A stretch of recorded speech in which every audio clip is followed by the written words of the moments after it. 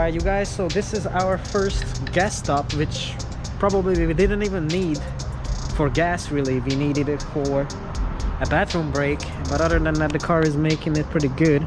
I also got a compliment on the car. So yeah, we just I still refueled probably half a tank or roughly. So you know, that's pretty crazy. This car can make it on one whole tank. I think to Laguna Seca.